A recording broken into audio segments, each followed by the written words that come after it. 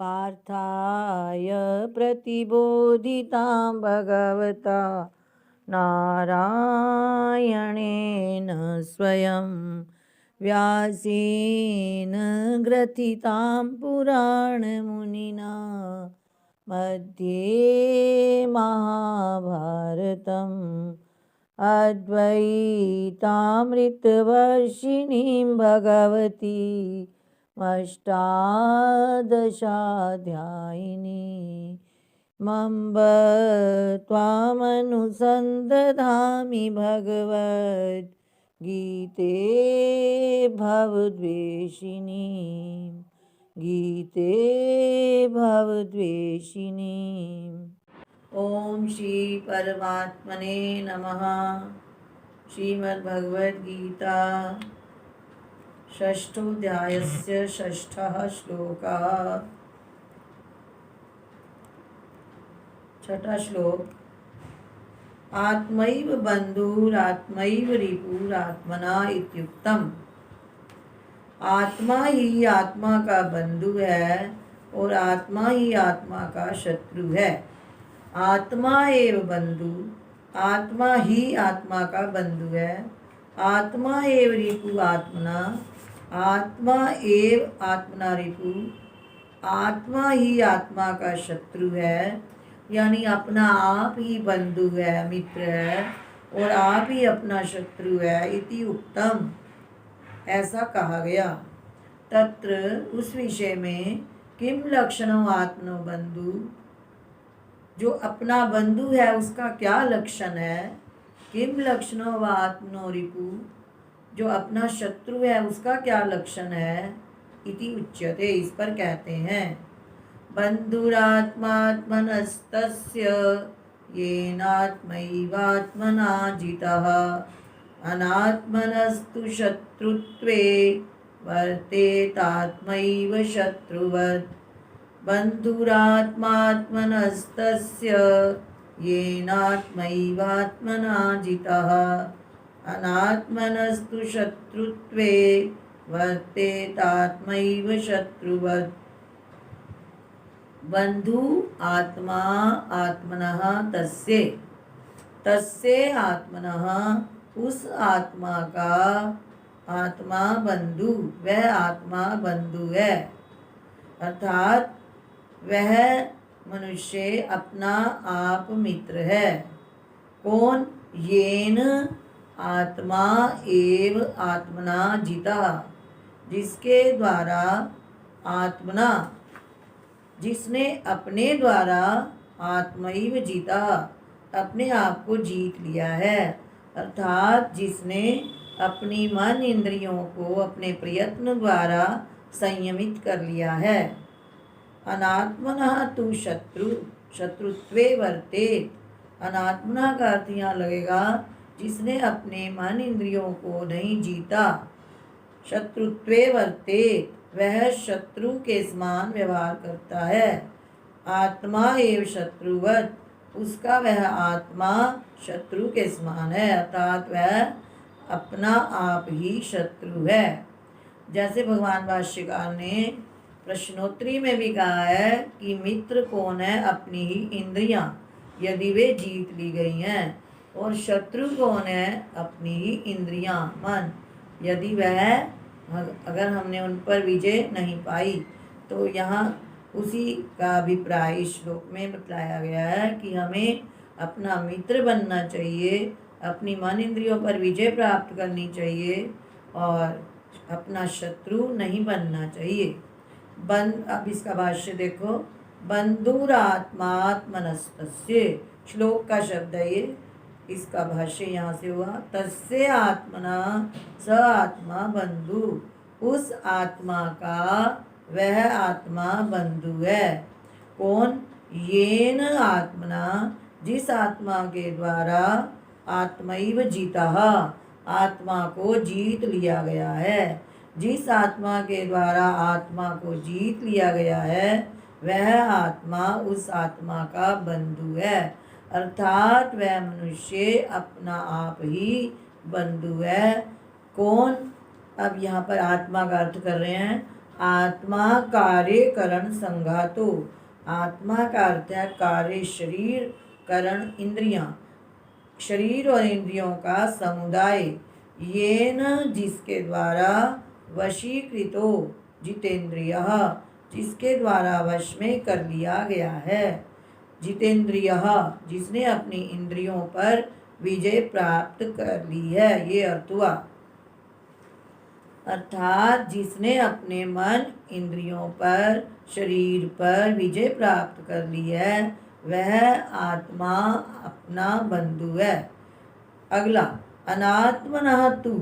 अगली पंक्ति, अनात्मा का अर्थ है यहाँ पर अजितात्मा तु, जिसने अपनी आत्मा को नहीं जीता, यानी अपने मन इंद्रियों पर विजय प्राप्त नहीं की। वह शत्रुत्वे, शत्रु भावे वर्तेत। वह मन इंद्रियां उसके लिए शत्रु भाव की तरह व्यवहार करती हैं, अर्थात वही मन इंद्रियां उसकी शत्रु हैं। तो इसलिए आत्मैव शत्रुवत्, उसका वह आत्मा ही शत्रु है। यथा अनात्मा शत्रु आत्मनो अपकारी, तथा आत्मा आत्मनो अपकारे वर्तेत इत्यर्थः। जिस प्रकार, यानी यदि हम अपनी मन इंद्रियों पर विजय प्राप्त नहीं करते तो शत्रु हैं, यदि हम विजय प्राप्त कर लेते हैं तो अपने ही बंधु हैं। यहाँ पर इसका अर्थ हुआ यथा अनात्मा शत्रु, तो जिस प्रकार से अनात्मा ही शत्रु है, यानी जिसने आत्मा को नहीं जीता वह शत्रु है। आत्मनो अपकारी, वह अपना अपकारी है, यानी अपना ही बुरा करने वाला है, उपकार करने वाला नहीं है। तथा आत्मा आत्मनो अपकारे वर्तेत, उसका वह आत्मा अपना ही अपकारे वर्तेत, अपकार करने में लगा हुआ है, यानी वह अपना उपकार नहीं कर रहा, वह अपना आप ही शत्रु बना हुआ है, अपने लिए ही वह बुरा कार्य कर रहा है। इसलिए इस श्लोक से भगवान ये कहना चाहते हैं कि हमें अपना मित्र बनना चाहिए, ना कि शत्रु। यदि हम अपने मन इंद्रियों पर विजय प्राप्त कर लेते हैं तो हम अपने बंधु हैं, और यदि हम अपने मन इंद्रियों पर विजय प्राप्त नहीं करते तो अपने शत्रु हैं। अगला श्लोक, श्लोक नंबर 7। जितात्मनः प्रशान्तस्य परमात्मा समाहितः, शीतोष्ण सुख दुःखेषु तथा मानापमानयोः। जितात्मनः प्रशान्तस्य परमात्मा समाहितः, शीतोष्ण सुख दुःखेषु तथा मानापमानयोः। इस श्लोक का दूसरे के साथ भी संबंध है। 8वां श्लोक, ज्ञान विज्ञान तृप्तात्मा कूटस्थो विजितेन्द्रियः, युक्त इत्युच्यते योगी समलोष्टाश्मकाञ्चनः। ज्ञान विज्ञान तृप्तात्मा कूटस्थो विजितेन्द्रियः, युक्त इत्युच्यते योगी समलोष्टाश्मकाञ्चनः। श्लोक नंबर 7 का अर्थ, जितात्मनः, जिसने अपने आप को जीत लिया है। प्रशांतस्य, जिसका अंतःकरण अच्छी प्रकार से शांत है। परमात्मा समाहितः, जो परमात्मा में समाहित चित्त है, परमात्मा में ही स्थित है। तथा शीतोष्ण सुख दुखेषु तथा मानापमानयोः। शीत उष्ण सुख दुखेषु, सर्दी गर्मी सुख और दुख, तथा मान अपमान में जो सम रहता है, ऐसा योगी युक्त कहा गया है। जितात्मनः, जितात्मना इति भाष्य, जितात्मना इति, जितात्मनः से अभिप्राय ले रहे हैं कार्य करणादि संगात आत्मा। जितो येन, कार्य का अर्थ है शरीर, करण का अर्थ है इंद्रियां, शरीर और इंद्रिय आदि के समुदाय को आत्मा कहा गया है। ऐसे शरीर और इंद्रिय आदि यानी समुदाय रूप आत्मा को येन जीतो, जिसने जीत लिया है, जिसका शरीर इंद्रियां संयम में रहती हैं, स जितात्मा, वह जितात्मा कहा गया है। तस्य जितात्मनः, उस जीते हुए शरीर और इंद्रियों वाले पुरुष के, प्रशांत से, और जो जिसका अंतःकरण अच्छी प्रकार से प्रसन्न है, प्रसन्न अंतःकरण से, प्रशांत से कहता है प्रसन्न अंतःकरण से, जिसका अंतःकरण प्रसन्न है, शांत है, ऐसे अंतःकरण वाले सतह होते हुए उस सन्यासीनः, वह उस त्यागी पुरुष का चित्त परमात्मा समाहितः, परमात्मा में ही स्थित रहता है, अर्थात साक्षात आत्मभावेन वर्तत इत्यर्थः, वह परमात्मा को साक्षात आत्मा रूप से अनुभव करता है।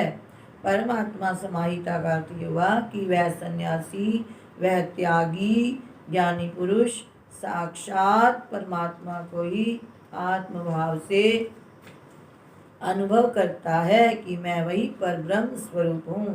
किंच, और भी, शीतोष्ण सुख दुखेषु, सर्दी गर्मी तथा सुख और दुखों में, तथा माने अपमाने च मानापमानयो पूजा परिभवयो, मान और अपमान में, पूजा का अर्थ है सत्कार होना, मान अर्थात पूजा, अपमान का अर्थ है परिभवयो तिरस्कार होना, सत्कार हो या उसका तिरस्कार हो, उसका मान हो या अपमान हो, वह दोनों में समान भाव से रहता है। इसके अतिरिक्त ज्ञान विज्ञान तृप्तात्मा कूटस्थो विजितेन्द्रियः युक्त इत्युच्यते योगी समलोष्टाश्म कांचनः। ज्ञान और विज्ञान से जिसका अंतःकरण तृप्त है, संतुष्ट है। ज्ञान कहते हैं शास्त्र से जान लेना, विज्ञान कहते हैं साक्षात अनुभव कर लेना।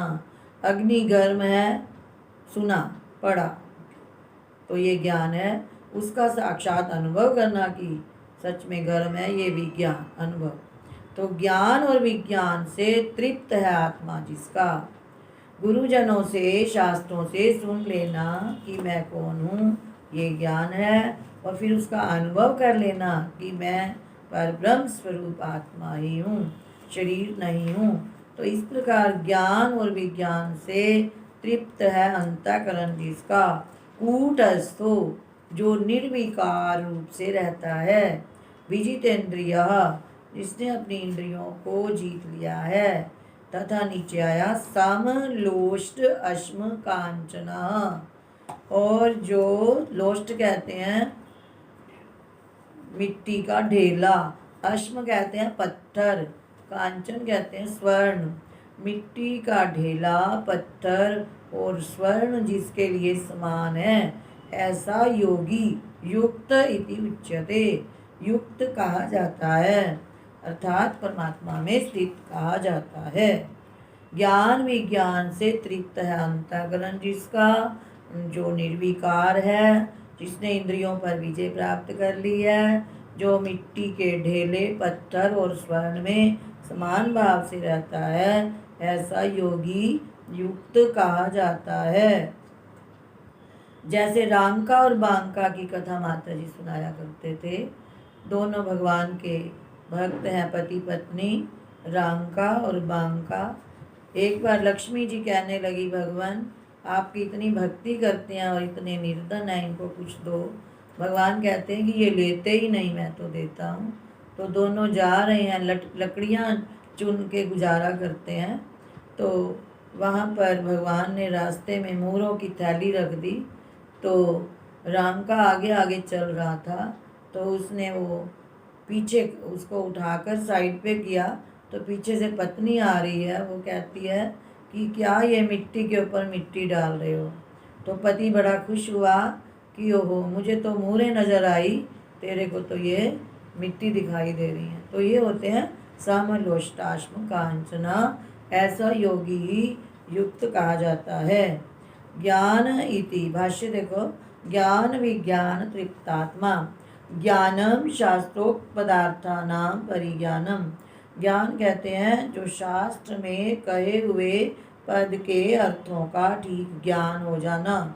विज्ञानम तु शास्त्रतो ज्ञातानां तथैव स्वानुभव करणम।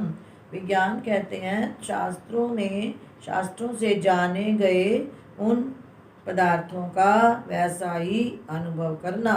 ताभ्याम ज्ञान विज्ञानाभ्याम तृप्तः। उन दोनों ज्ञान और विज्ञान के द्वारा तृप्त हो गया है, संजात हो गया है। अलम प्रत्यय, तृप्त का अर्थ ही अलम प्रत्यय कि बस जिसे और कुछ नहीं चाहिए। क्या तृप्त हो गया है? आत्मा अंतःकरणम यस्य, जिसका अंतःकरण यानी जिसके अंतःकरण से अन्य सब वासना इच्छाएं निकल चुकी हैं, केवल ज्ञान और विज्ञान से ही जिसका अंतःकरण तृप्त हो गया है, स ज्ञान विज्ञान तृप्तात्मा।